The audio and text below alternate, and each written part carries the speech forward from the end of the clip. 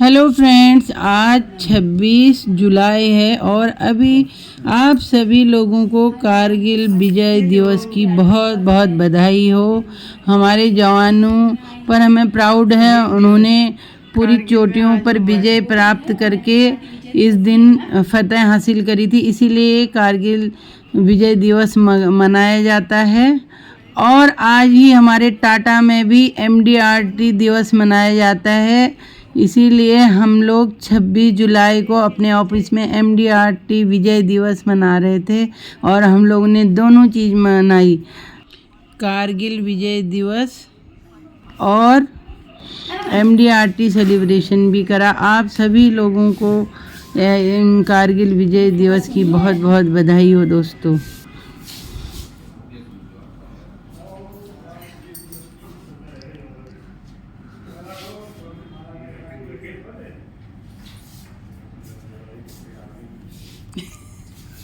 बहुत बड़ी बात है ना।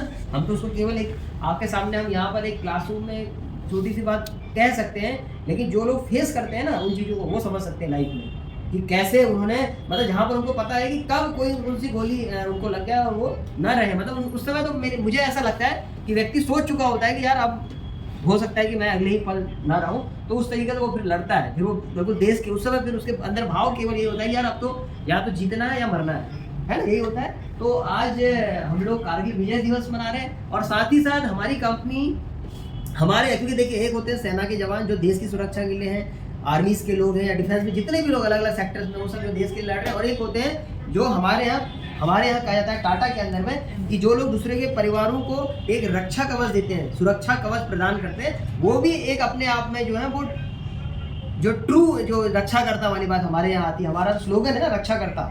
रक्षाकर्ता का मतलब हम किसी फैमिली को सिक्योर करते हैं, एक प्लान देते हैं उसको। और हमारे यहाँ पर ऐसे कई सारे साथी जिन्होंने इस पे भी, क्योंकि कैटेगरीज होती है, जैसे कि एक जब सेना में कोई व्यक्ति भर्ती होता है तो जब वो इस तरह के युद्ध में पार्टिसिपेट करके जब वो कुछ अचीवमेंट लेता है तो उनको बड़े बड़े मेडल्स भी मिलते हैं, आपको पता ही है ना। परमवीर चक्र जो भी होते हैं उनको ऐसे ऐसे बड़े बड़े तंबू से नवाजा जाता है। और हमारे यहाँ भी जब कोई एक्स्ट्रा ऑर्डिनरी वर्क करता है तो वो MDRT बनता है जी। तो ये जो 26 तारीख का दिन है, ये उन सबको याद करने का दिन तो है, साथ ही साथ उनको भी हम प्रोत्साहित भी करेंगे और उनको हम लोग बहुत ज़्यादा बधाइयाँ भी देंगे और उनका उत्साहवर्धन भी करेंगे जिन्होंने टाटा के माध्यम से अपना सफ़र शुरू किया और आज वो MDRT बने। क्योंकि MDRT बेसिकली बहुत साधारण चीज़ नहीं है, मैं आपको बता दूँ। वैसे सेल्स करना ही बहुत साधारण नहीं होता, इंश्योरेंस बेचना भी बहुत साधारण नहीं है। जो भी इंश्योरेंस बेचता है वो जानता है कि किस किस प्रकार की स्थितियाँ आती हैं, है ना। कस्टमर और हमारे बीच में बहुत सारे ऐसे भी पल आते हैं कि जिस समय हमें लगता है यार कि अब छोड़ देता हूँ, नहीं करता, क्योंकि ऐसा भी होता है। मतलब आप अगर डीपली करते हो तो आपको पता चलेगा। जो लोगों ने 2 4 5 कॉल करके छोड़ दी उनको पता नहीं चलेगा, लेकिन जो बहुत ज़्यादा कॉलिंग करते हैं उनको पता है यार कि इतना आसान भी नहीं होता है। तो जो लोग इस तरह का अचीवमेंट लेते हैं और MDRT बनते हैं, केवल 1% है दुनिया में, 1% लोग हैं। मतलब एजेंसीज की बात करें तो हजारों लोग होते हैं, लेकिन MDRT 1% लोग, 1% लोग MDRT कर पाते हैं। तो हमारे बीच में ऐसे लोग हैं जिन्होंने MDRT किया और बैक टू बैक MDRTs कर रहे हैं। सबसे बड़ी बात, लगातार एक बार भी नहीं। तो सबसे पहले बात आती है कि कारगिल विजय दिवस की। तो विजय दिवस के उपलक्ष्य में मैं सबसे पहले हमारे बीच में महर साहब हैं, तेज महर जी, हमारे यहाँ सीनियर मोस्ट, ठीक है। तो मैं उनसे कहूँगा कि वो यहाँ आए स्टेज पे और थोड़ा अपना एक्सपीरियंसेस बताएं, है ना। एक बड़ी बात है, वो उन्होंने सर्व किया है कंट्री को, वो डिफेंस में रहे हैं, उसके बाद रिटायर्ड हुए, फिर एक जॉब और करी, आज हमारे साथ टाटा में भी एज ए रक्षा करता, मतलब लाइफ प्लानर के रूप में आगे बढ़ रहे हैं। अपनी जर्नी को उन्होंने स्टार्ट किया है और 62 ईयर की एज में भी अब लाइफ में कुछ करने का एक जज्बा और करेज लेके आगे बढ़ रहे हैं। सबसे बड़ी बात होती है ये, क्योंकि यहाँ पर आदमी बोलता है एक तरह से कहीं पर्पस खत्म हो चुका होता है। 60 के बाद आदमी सोचता है क्या करना है, लेकिन मुझे ऐसा लगता है पर्सनली, आपका अपना क्या है मुझे नहीं पता, लाइफ में एक पर्पस लेके चलना चाहिए जब तक हम जिंदा है। क्योंकि जिस दिन पर्पस खत्म होता है उस दिन हम खत्म हो जाते हैं। तो लाइफ में कुछ भी पर्पस हो, कोई पैसा कमाना ही पर्पस नहीं होता, ये भी एक गलतफहमी है लोगों की। मेरा पर्पस दूसरों को हेल्प करना भी हो सकता है भाई। हो सकता है कि मैं किसी को लाऊं और उसको मदद करूं, तो वो भी मेरा पर्पस होता है। हो सकता है मेरा और भी पर्पस हो, तो पर्पस कुछ भी हो सकता है। मैं सर, आप कुछ अपने चंद शब्द सबके सामने रखें, अपने एक्सपीरियंस, आपने जो काम किया है तो थोड़ा सा बताएं। सन 1999 में जब कारगिल स्टार्ट हुआ था तो एक ब्रिगेड था। ब्रिगेड के अंदर जो कारगिल का जो वो था पूरा लोकेशन, उसमें ये होता था कि सर्दियों के समय में जो वहाँ का जो जितने भी पोस्ट हैं उसको नीचे डाउन में आते थे वो लोग, और वहाँ का जो ब्रिगेड कमांडर था उसको भी पता नहीं था कि पाकिस्तान वाले जो बकरवाल आकर के वहाँ पर अपना पहले अड्डा जमाएंगे, फिर वहाँ के जो है मिलिटेंट्स को घुसाएगा, पूरा अपना चारा लेके आएगा, अपना जो भी खाना पीने का मतलब पूरा बंदोबस्त उन लोगों ने समर वैकेशन में कर दिया था। समर का मतलब होता है अक्टूबर नवंबर में हमारी पोस्ट जो है पूरी खाली हो जाती थी, नीचे डाउन होती थी। तो अक्टूबर जैसे पाँच क्या बोलते हैं पिघलते थे पूरे बर्फ़, उसके बाद जो है वो मई के महीने में अपने अपने पोस्ट में लाते थे। तो उनको जो है चंद जो वहाँ के बकरवाल हैं जो उनको बकरी चुगाते थे उनको पहले ही इन्फॉर्मेशन था कि यहाँ पर पाकिस्तान की जो है आर्मी नहीं थी, वो क्या थे भाड़े के सैनिक थे वो लोग। उनने पूरा और उसका सपोर्ट कौन करता था पीछे से पाकिस्तान आर्मी। तो कोई ब्रिगेडियर से हमारे सरदार जी, तो उन लोगों ने बोला भाई ये मतलब उनके मन में ऐसा कि कुछ नहीं है, मतलब कुछ नहीं होगा। अरे होगा क्यों नहीं भाई, कोई पड़ोसी को कोई कम कम कम आपके देखते हैं कोई फ्रेंड और पड़ोसी को जो है ना हमेशा जो है मतलब जो है कम नहीं आंकना चाहिए कहने का मतलब है। पड़ोसी होगा तो तुम्हारा बराबरी तो करेगा, वो कम तो ज़्यादा तो लगा रहता है। तो ब्रिगेडियर साहब ने बोला ठीक है कुछ नहीं। जब हमारी जब पोस्ट जब अप्रैल या मई के मेरे को लग रहा है कि अप्रैल या मई का मतलब एग्जैक्ट डेट पता नहीं मेरे को, जब हमारी सेना गई रैगिंग के लिए तो उन पर प्रहार कर दिया। तो होते होते होते होते होते करके जो है कारगिल युद्ध में तो बहुत परिवर्तन हो गया। वो परिवर्तन हो गया। उसके बाद जो है अटल बिहारी वाजपेयी थे हमारे, क्या थे प्रधानमंत्री, और उन्होंने जो है पूरी मतलब जी जान से जो है वो लड़ाई को लड़ी। और हमारे तकरीबन इंडियन आर्मी के जितने भी अफसर से वार से जो भी थे हमारे जेसीओ, कम से कम मेरे ख्याल से तो नियर अबाउट जो है 535 का ये रिकॉर्ड रहा, मतलब उतना मतलब कैजुअलिटी है ऑन द स्पॉट जो है इतने आदमी हमारे शहीद हुए उस कारगिल युद्ध में, समझिए नहीं। तो उनका क्या था, जैसे तिवारी जी ने बताया कि जब भी सेना जब ऊपर हाई में थी तो हमको नीचे था, हमको चैलेंजेस थे, हम कैसे जाते हैं। तो रात दिन जो है ना नए नए यंग थे जो OTA से IMA से बड़े बड़े अच्छे यंग अफसर थे, जितने भी कैजुअलिटी भी जो भी शहीद हुए हैं हमारे जो है वो 20 से 25 साल के एज के जो मरे हैं हमारे, समझिए नहीं, जो शहीद हुए हैं वो लोग, समझिए।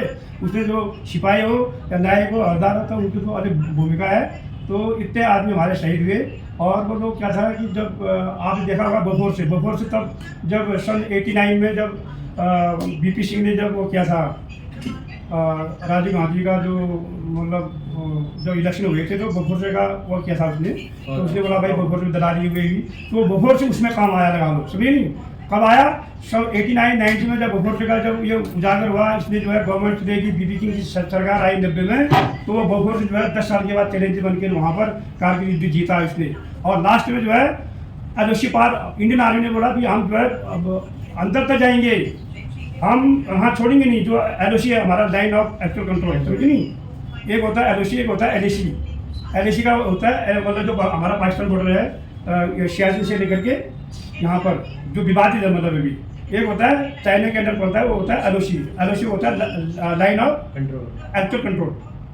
LAC चाइना में होता है, LOC होता है line of control, sorry line of control. ये हुआ हमारा मतलब वो मेन मोहन रेखा खींची गई है। हमारी आर्मी क्या करती है, 12 बजे तक जाती है उधर चाइना में, और 12 बजे के बाद वो लोग आते हैं, समझिए नहीं। और गुच्छा नहीं होगा वहाँ। तो ये नियम है जो इंटरनेशनल लॉ है उसके अनुसार बना गया आपका, चाहे वो JNK का हो, चाहे वो हिमाचल का हो या गढ़वाल हो, कुमाऊं हो, जो भी हो, यहाँ नॉर्थ ईस्ट तक, समझिए नहीं। ये पूरा बॉर्डर हमारा हिमालय क्षेत्र जो है पूरा चाइना से वो भरा पड़ा है, समझिए। तो चैलेंजेस काफ़ी थे। युद्ध हुआ, युद्ध में जो है इंडियन आर्मी बोला हमको आगे लड़ने की इजाज़त दो।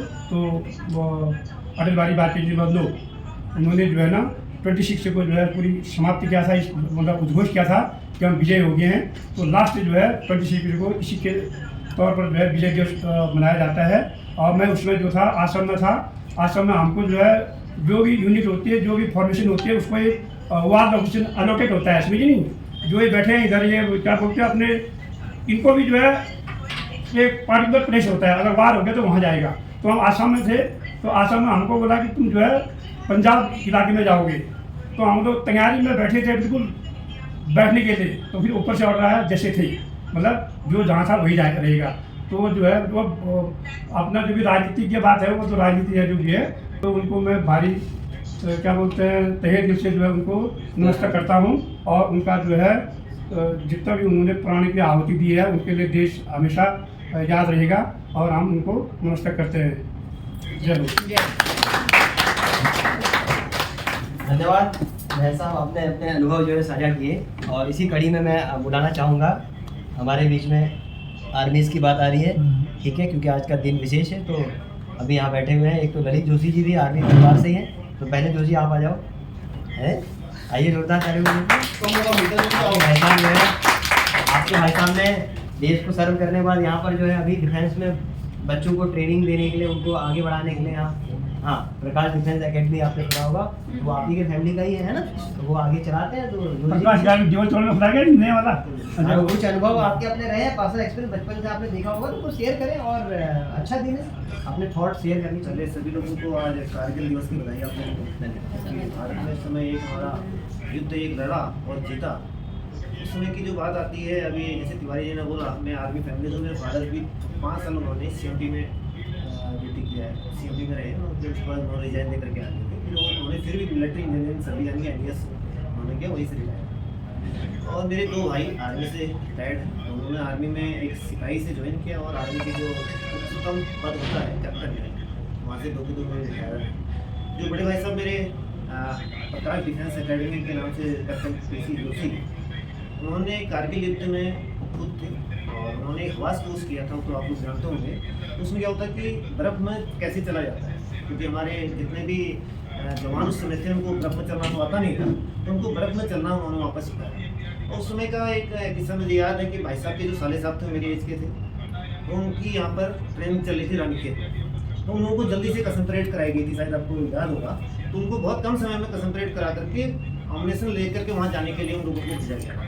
तो उसमें भी वो बोलते हैं कि कई बार गोले उनके आसपास गिरे थे, उनसे कुछ लोग शहीद भी हो गए। और भाई साहब भी बोलते हैं कि मेरे उस समय की कई बार हमारे आसपास बहुत सारे गोले गिरे थे। और बाकी दूसरे भाई साहब भी मेरे आर्मी से रिटायर्ड हैं, वो भी अभी रानीखेत में हैरा खान चैरिटेबल रिसर्च हॉस्पिटल और हैरा खान ट्रस्ट में भी वो मैनेजर हैं। और पिताजी हमारे रहे हैं आर्मी में। मेरा भी रहने का बहुत जगह अनुभव हुआ था। अभी मैं यहाँ पर रहने से बातचीत कर ही रहा था, मैं उनके साथ रानीखेत का तो अनुभव है ही। रानीखेत के अलावा मैं जयपुर में, क्योंकि जयपुर में रहा हूँ 2 भाई साहब लोगों के साथ, और साथ में अपना NSG कमांडो मेरे 2 भाई रहे हैं, NSG समालखा और NSG मानेश्वर छोटे भाई साहब हमारे ट्रेनर थे, वहाँ पर ट्रेनिंग दिया करते थे। तो बोलते थे यार हम अभी इस रैंक में अभी हवलदार हूँ, लेकिन मेरे को सलूट, बल्कि हमारे जो सीनियर होते हैं, जो भी ऑफिसर रैंक होते थे, उनको भी ट्रेनिंग देते थे, बोलते वो तक सलूट मारते थे, हमें बड़ा अच्छा लगता है। तो आर्मी का एक वो है, अपना एक अलग सा डिसिप्लिन है। और आर्मी की वजह से हम लोग आज यहाँ पर जो भी हम लोग नींद ले रहे हैं, आराम से चैन से सो रहे हैं, ये आर्मी की बदौलत ही है। क्योंकि आर्मी में अभी राजनीति नहीं, आर्मी एक ऐसी हमारी संस्था है। और हम लोग यहाँ पर एक रक्षाकर्ता के रूप में हम लोग भी वर्किंग कर रहे हैं। तो हम भी चाहते हैं कि हम हर किसी को, हम वहाँ पर तो जा नहीं सकते हैं, बॉर्डर में तो जा नहीं सकते हैं, लेकिन यहाँ पर जिन लोगों को हम लोग एक किसी परिवार को अगर हम सिक्योर कर सके हैं, उनके एक अच्छा इंश्योरेंस करके, अच्छा उनका इन्वेस्टमेंट करके, तो ये हमारा ये एक कर्तव्य है कि हम लोग अच्छे रक्षाकर्ता के रूप में कार्य करें और हर किसी फैमिली को हम भी सिक्योर करें। धन्यवाद। बहुत बहुत धन्यवाद। योगी ने बहुत अच्छी बात अभी कही कि हम लोग वहाँ तो जा नहीं सकते बॉर्डर में, अब तो नहीं जा सकते, जब जाने वाली एज होती है वो तो चली गई है ना, लेकिन अभी हम कुछ कर सकते हैं, ऐसा कंट्रीब्यूशन दे सकते हैं। और वो हमारे पास ऐसे प्रोडक्ट हैं जिसमें हम लोगों को सिक्योर कर सकते हैं। पहले क्या होता था, हमारे पास जब इनकम की बात आती थी कि हम किसी को अगर टर्म प्लान देना चाहते हैं, तो हमारे पास केवल एक ही एलिजिबिलिटी है कि इनकम होनी चाहिए। इनकम होनी चाहिए, तो हम टर्म प्लान मतलब बड़ा बीमा दे सकते हैं, 50 लाख, 1 करोड़, 2 करोड़ का। लेकिन अभी मैं आपको बता रहा हूँ, रिसेंटली कंपनी ने एक ऐसा राइडर लॉन्च किया है, एक ऐसा फीचर लॉन्च किया है। बेसिकली उसको राइडर नहीं कहेंगे, उसको एक फीचर कहेंगे, बेनिफिट प्रोटेक्शन राइडर, जिसका नाम है BPR। अगर आप उसको अध्ययन कर लो तो आप हर परिवार को इतना प्यारा प्रोडक्ट दे सकते हो। मतलब उस प्रोडक्ट के अंदर में ना, जैसे कोई प्रोडक्ट होता है, जैसे कोई खाना बना रहा है घर में, तो किसी चीज को, एक पर्टिकुलर चीज को डालने के बाद उस सब्जी के स्वाद में बहुत जबरदस्त बढ़ोतरी कर देता है। ऐसा कोई होता है इंग्रेडिएंट, या हो सकता है कि बोलते हैं ना, माँ का हाथ लग जाएगा तो फिर बात ही अलग है, उसी को समझ लो। अब कैसे होता है मुझे नहीं पता, लेकिन जब घर में खाना आपकी माँ सर्व करती है, तो मम्मी के हाथ के भोजन के बारे में बोलते हैं कि दुनिया में कोई ऐसा स्वाद नहीं होता है ना। आप पूरी दुनिया में भटक के वापस आओगे तो माँ के हाथ का भले दाल भात मिल जाए तो वो भी अपने आप में लाजवाब होता है। तो मैं आपको बताना चाह रहा था कि एक ऐसा फीचर आया है हमारे प्लानों में, जिसको आप टर्म नहीं दे सकते थे, लेकिन सेविंग प्लान देते थे। सेविंग प्लान में हम बोलते थे ना, एक स्लोगन चलता है LIC का, जिंदगी के साथ जिंदगी के बाद, उनका स्लोगन है, उन्होंने टाइटल बनाया है। बट वही चीज़ अगर ऐसा एक फीचर अभी आ गया, अगर आप लोगों ने सबने उसके बारे में जान लिया है ना, तो मैं ये चाहूँगा कि उसको अच्छे से जान लो। सबको इन्फॉर्मेशन है ना उसके बारे में। जब भी आप किसी को प्लान दो तो वो फीचर के साथ में बताना, उसको राइडर के रूप में मत बताना। बार बार हमारे सारे लोग ट्रेनर भी कहते हैं ना, इसको राइडर मत बोलना, उसको पहले ही ऐड करके बताना और फिर बताना, मजा आ जाएगा सामने वाले को। मैं जितने लोगों को बता रहा हूँ ना, वो व्यक्ति मतलब बड़ा उसको इंप्रेसिव लग रहा है, मतलब इंप्रेशन ही अलग पड़ रहा है उसका। वो कह रहा है यार बहुत अच्छा है, वो ले कब ले उसकी बात अलग, लेकिन उसको क्लिक हो जा रहा है कि चीज़ बहुत बढ़िया है। मतलब वो ये कह रहा है कि आपका प्लान बहुत बढ़िया है, ऐसा नहीं कहेगा कभी, वो कह रहा है प्लान बहुत बढ़िया है। तो उसको आप लोग भी अपनी स्टडी करिएगा। इसी कड़ी में हम आगे बढ़ते हैं। जो हमारी बातचीत चल रही है, महर साहब ने अपने अनुभव दिए, जोशी जी ने भी अपने अनुभव साझा किए। अब मैं बुलाने जा रहा हूँ हमारे नए साथी इसी महीने, जिन्होंने टाटा EIA परिवार को ज्वाइन किया है। और आपको पता है कि बहुत अच्छी उपलब्धि, मतलब एक्चुअली होता है क्या कि हम पिछले करीब 3 सालों से इस ब्रांच के साथ में कनेक्टेड है। ये हमारा तीसरा फाइनेंशियल ईयर है और बहुत कम ऐसे को देखने को मिलता है कि किसी व्यक्ति ने पहले ही महीने में इतनी अच्छी शुरुआत की हो, बहुत शानदार शुरुआत, जिसमें कि नंबर ऑफ पॉलिसीज 7 पॉलिसीज। अभी ये यहाँ क्रम अभी यहाँ रुका नहीं, हो सकता है ये 10 तक चला जाए, हो सकता है 8, 9, 10 तक। तो हमारा तो हमने तो ये कहा है कि आप 10 करो, क्योंकि एक रिकॉर्ड बन जाएगा। 10 a month मतलब अपने आप में एक बहुत बड़ा रिकॉर्ड है। क्योंकि इस पूरे, मुझे नहीं लगता है इस पूरे उत्तराखंड में मैंने नहीं सुना अभी तक, तो वो पहला बंदा आप बन सकते हैं। क्योंकि ये भी एक बहुत बड़ी उपलब्धि होती है कि किसी भी चीज़ को पहला करना, वो क्योंकि पहला होता है, वो फिर लिखित है, लिख गया वो, ठीक है, जिसने पहला किया, तो वो बन सकते हैं आप। ये एक ड्रीम ले सकते हो आप, कोशिश कर सकते हैं आप। 2 फिगर में होगा वो। हाँ ठीक है, ये कहते हो 10 हो सकता है होगा। तो 7 पॉलिसीज करना, 6 लाख से ज़्यादा की EP करना, पहले ही महीने में क्रूज क्वालिफाई करना, उसके बाद साथ ही साथ लीडर फर्म बनाना अपनी, और उसमें भी लोगों को रिक्रूट करके कोडिंग करा देना। मतलब ये एक ऑल इन वन परफॉर्मेंस होता है। और मेरे को लगता है ऐसा काम केवल एक आर्मी वाला ही कर सकता है क्योंकि ये बहुत बड़ी बात है। इसके लिए एक अलग जज्बा चाहिए होता है ना, और एक डेडिकेशन चाहिए होता है, फोकस चाहिए होता है। तो मैं जोरदार तालियों में नरेंद्र जी को बुलाऊंगा।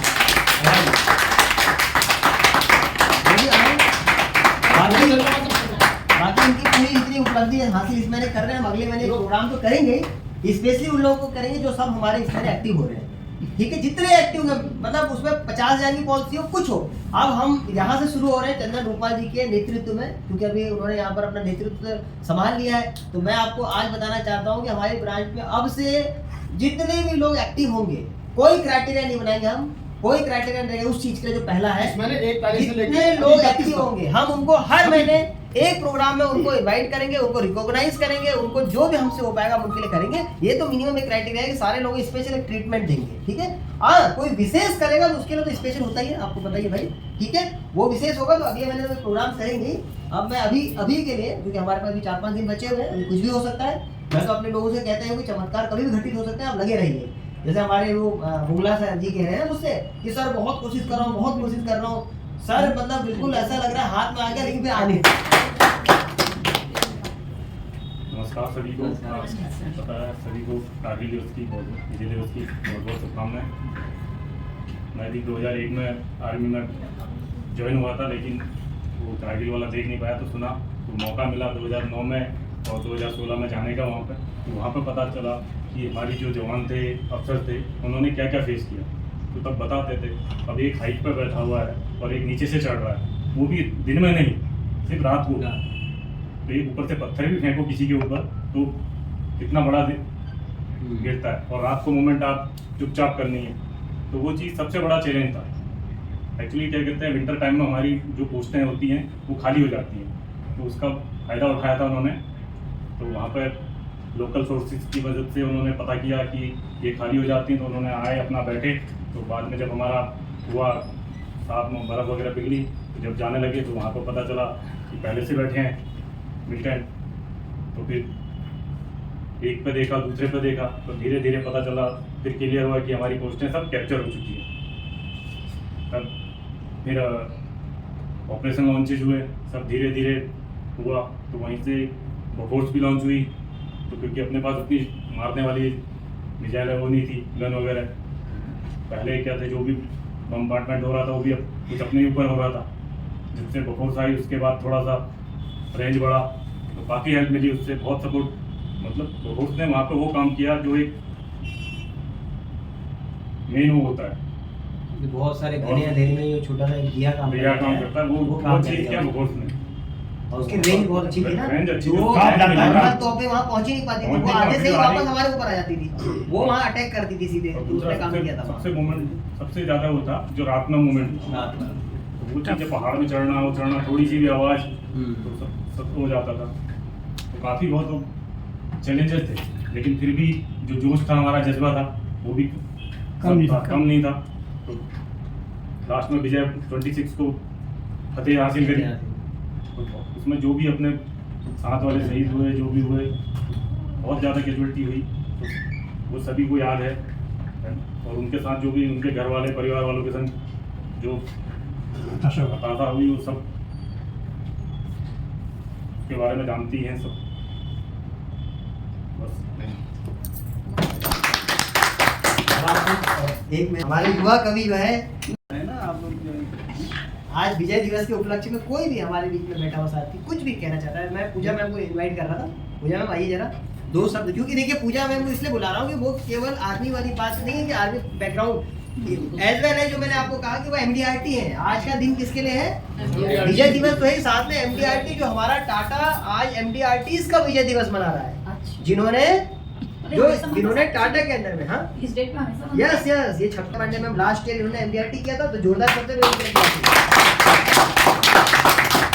और ये अपने MDRT के सफर को दोहराएं और आगे भी और अच्छा करें। हमारी शुभकामनाएं रहें, हमारी शुभकामनाएं रहेंगी। हमारे एक और MDRT जो आज ओम प्रकाश गुप्ता जी आए नहीं, बैक टू बैक MDRT, उनके लिए भी जोरदार क्लैपिंग होगी।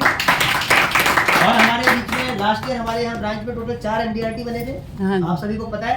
तो हम इस MDRT के सफर को और मल्टीप्लाई करते जाएं, ऐसी हमारी आशा रहेगी, हमारा मतलब हमारा प्रयास रहेगा। तो मैं पूजा मैम से चाहूँगा कि कुछ अपने अनुभव साझा करें। पहले तो कारगिल में जो देश की बात आती है उसको लेकर कुछ आपके अपने रहे वो फैमिली को लेकर, फिर आपका टाटा का MDRT का सफर, वो थोड़ा सा लोगों को, नए लोगों को प्रेरणा मिलती है उससे। तो जोरदार तालियों के बीच में पूजा मैम। आर्मी की बात करूँ तो मेरी फैमिली में जो है पापा मेरे आर्मी से रिटायर्ड थे, ससुर जी मेरे आर्मी से रिटायर्ड हैं, बड़े भैया जो है वो भी आर्मी से अभी 2 साल पहले रिटायर्ड हैं, भतीजा मेरा आर्मी में है, बड़ा भाई मेरा आर्मी में है, लगभग मेरे घर के सारे लोग आर्मी में ही हैं। और जब कारगिल की लड़ाई हुई थी तब 18 जून को बड़े भाई को मेरी गोली लगी थी, तो आज भी उनके हाथ के निशान है, वो हाथ सीधा नहीं कर पाते। और जो मेरे ससुर जी थे उन्होंने वो बताते थे कि 71 की जब लड़ाई लग रही थी तो पाकिस्तान में 3 साल तक कैद थे, और जब वो पाकिस्तान से इंडिया आए थे उनके ऊपर किसी की लाश पड़ी हुई थी, पापा के पैर में जूते करने के, वो किसी मरे हुए इंसान के पैर से जूते निकाल के अपने पैर में पहन के वो वापसी आए 3 साल के बाद। घर पे सबको ये पता था कि बंदा निकल चुका है। यहाँ पे सारी चीज़ें ऐसी थी कि बरसी तक मना ली थी पापा की, और अचानक से पापा घर पहुँचे।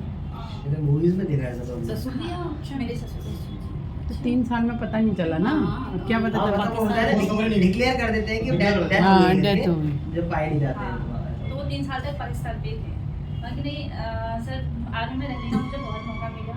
करीब 1.5 साल में गोवा में रही, 2 साल में राजस्थान रही, और मैं हैदराबाद रही 1.5 साल, और लगभग जहाँ भैया की हमारी पोस्टिंग होती थी मैं वहाँ जाती थी। बेटा तक मेरा छोटा ही था, और जितना मान सम्मान आर्मी से मिलता उतना मान सम्मान सर कहीं से नहीं मिलता। कहीं, ये तो है। एक उनकी एक अलग ही छवि रहती है।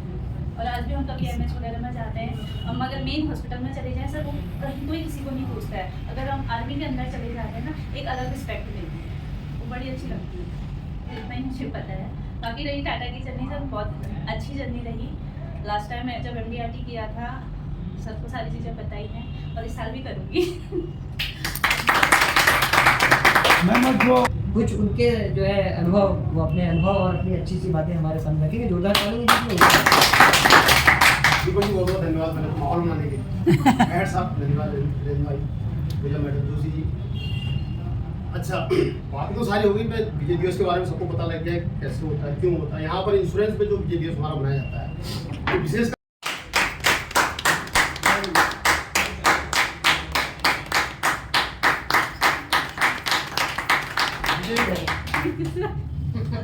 चैन की नींद सोते हैं, खासकर कि हमें अपनी फोर्स, हमें अपनी आर्मी, हमें अपने देश का ध्वज और इन सब चीज़ों की बहुत ज़्यादा रिस्पेक्ट करनी चाहिए अपनी नॉर्मल लाइफ में भी। जैसे बहुत सारे लोग सीनियर है, बच्चे छोटे हैं, तो हमें अपने बच्चों को भी ये चीज़ वो करनी चाहिए। क्योंकि होता क्या है कि जनरली हम लोगों को कोई फर्क नहीं पड़ता है कि आर्मी में कौन पर्सन वहाँ पर ड्यूटी दे रहा है या कौन क्या कर रहा है, लेकिन आपके अंदर ये जज्बा होना चाहिए या आपके अंदर ये सोच जरूर होनी चाहिए कि आज अगर मैं अपने घर में चैन की नींद सो रहा हूँ तो कोई ना कोई बॉर्डर पे उस चीज़ की ड्यूटी दे रहा है। जैसे बहुत सारे लोग बोलते हैं कि आर्मी वालों को तो इतना पैसा मिलता है या इतना ये कर मिलता है, इतनी फैसिलिटीज मिलती है, लेकिन कभी आप उनका जैसा एक दिन निकाल के देखिए जिस दिन वो अपनी जॉब पे वो करते हैं, कितना हार्ड वर्क वो करते हैं। उनको 2-2, 3-3 दिन तक कभी कभी नॉर्मल जो हम लोग बोलते हैं सादी दाल रोटी मिल जाए, वो मिल जाए, वो तक नसीब नहीं होती है। जब एक कारगिल के एक उस पे या किसी भी एक ऑपरेशंस पे कोई भी आर्मी पर्सन जाता है तो वो अपने खाने और अपनी बाकी रसद से ज़्यादा ये सोचता है मैं एम्युनिशन अपने साथ कितना ले जा सकूँ, कितना मैं अपने साथ गोलियाँ कैरी कर सकता हूँ। तो उसके हिसाब से उनको कंट्रोल करना पड़ता है कि मैं इतना खाना ले जाऊँगा, इतना अपने साथ एम्युनिशन ले जाऊँगा, इतने गोलियाँ ले जाऊँगा, इतना मेरे पास ये होगा, इतने बम होंगे, जो भी चीज़ है, क्योंकि उसको वो ट्रैक पे जाना भी है। अगर वो ये सोच ले कि मेरे को 4 दिन या 5 दिन या हफ्ते भर 10 दिन तक वहाँ रहना है, पहले तो मैं अपने खाने की व्यवस्था पूरी देख लूँ, उसके बाद गोलियाँ रखूँगा, पता चल रहा है वो उसको गोली पहले लग के वो खाना वैसी रहेगा। तो उनका कितना टफ मतलब आज आप कुछ ऐसा करके जाओ जो आपके लिए नहीं है, वो किसी और के लिए बनेगा। तो हमेशा लाइफ में अपने लिए नहीं काम करना चाहिए। कभी कोई ऐसी चीजें होती है जो हमारे जो हम करते हैं तो हाँ legacy, कि आपने ऐसा कुछ किया जो आपके आगे वाली पीढ़ी के काम आएगा, तो वो वाली बात है। कंट्रीब्यूशन करना है हमें अपने देश के लिए। आर्मी तो भर्ती होने की बात नहीं, लेकिन कुछ नहीं करेंगे। तो उसी में हम लोग टाटा AIA में क्या करते हैं, लोगों को सिक्योर, उनकी लाइफ को सिक्योर, इम्पोर्टेंट बात है कि उनकी अगर फैमिली आप हो। के पास बीमा लेकर जा रहे हो और आपके अंदर भाव ये है कि यार मेरे को कितना कमीशन आ जाएगा, तो मुझे लगता है हो सकता है आप उसको वो प्रोडक्ट ना दे पाओ, या हो सकता है आप उसकी वो नीड नहीं निकाल पाओ जिसकी एक्चुअल उसकी जरूरत है ना। लेकिन आपका भाव क्या होगा, मुझे परिवार को अच्छा प्रोडक्ट और उसको एक सिक्योरिटी प्रदान करनी है, तो आप उससे बेस्ट पिच करोगे, बेस्ट। और वो जो होता है, वो एक्सप्रेशन जो होता है आपके बॉडी में, वो दिखता है उसको सामने वाले को। जब आप किसी के पास जाते हो ना, तो आपको रीड कर लेता है। मैं आपको बता रहा हूँ, सामने वाला ना आपको रीड और कैप्चर करना भी जानता है। जब आप किसी के पास जाओगे समझ जाता है बॉडी लैंग्वेज। तो मेरे कहने का मतलब है, जब भी आप किसी के पास जाओ प्रोडक्ट को लेकर, आप अपने अंदर एक भाव रखो कि मैं उस परिवार को एक अच्छा प्रोडक्ट देने जा रहा हूँ। वो जो उसके बेनिफिट्स है, जो उसके कमीशन है, वो बाय प्रोडक्ट है, वो आपको मिलेंगे। दुनिया की कोई ताकत उसे आप तक आने से रोक नहीं सकती। समझ गए? ये भाव मत लेके जाइए कि मुझे इससे क्या मिल जाएगा। स्टेप स्टेप आगे बढ़िए, उसके लिए कोई अच्छा सा प्लान सोचिए, उसकी नीड के अकॉर्डिंग प्रोडक्ट चुनिए और उसे दीजिए। वो कुछ भी हो सकता है, और ये आप करते जाइए, इस तरीके से आप सर्व करिए बस। ठीक है, इंपॉर्टेंट ये है, अपने प्रोडक्ट से प्यार करिए, जो आप काम करते हैं उससे प्यार करिए। अगर आप अपने काम से प्यार करोगे तो कोई फर्क नहीं पड़ता दुनिया क्या बोल रही है, आप बेस्ट बन जाओगे। अगर आपको अपने काम से शर्म आएगी तो आप नहीं कर पाओगे, क्योंकि आप खुद शर्म महसूस करते हो। तो मैंने दुनिया अभी तक जितने भी लाइफ में करे हैं, कोई भी काम किया है, मैं सेल्स में हूँ, 20 साल हो गए मुझे। तो सेल्स में आपके हाथ में अगर कोई प्रोडक्ट आता है, सबसे पहले आपको वो जो प्रोडक्ट है, उस प्रोडक्ट को पसंद करने से पहले उस काम को पसंद करना पड़ेगा। क्योंकि कहते हैं ना, don't love your product and don't love your company, always love your work. जो आप काम कर रहे हो उसको पसंद करिए सबसे पहले। मैं अगर एक बीमा बेचने वाला बंदा हूँ, तो मेरे को बीमा बेचना पसंद है नहीं है, या मेरे को वो चीज़ अगर अच्छी नहीं लग रही है, मुझे उस इंसल्ट का भाव आ रहा है, मेरे अंदर ये लग रहा है कि ये पता नहीं मैं क्या जो बेच रहा हूँ, ये क्या कहेगा, वो क्या कहेगा, वो कैसा मुझे देखेगा।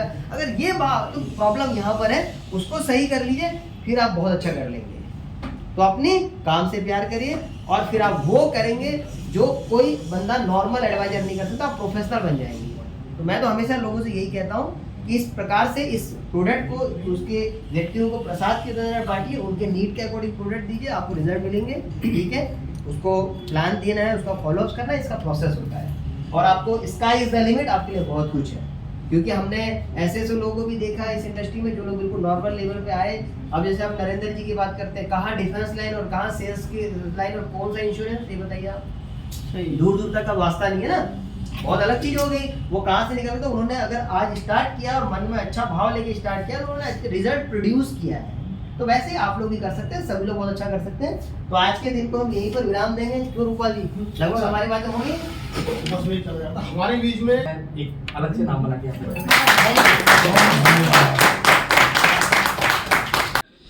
फिर मिलेंगे नेक्स्ट वीडियो में नेक्स्ट जानकारी के साथ। तब तक बाय बाय।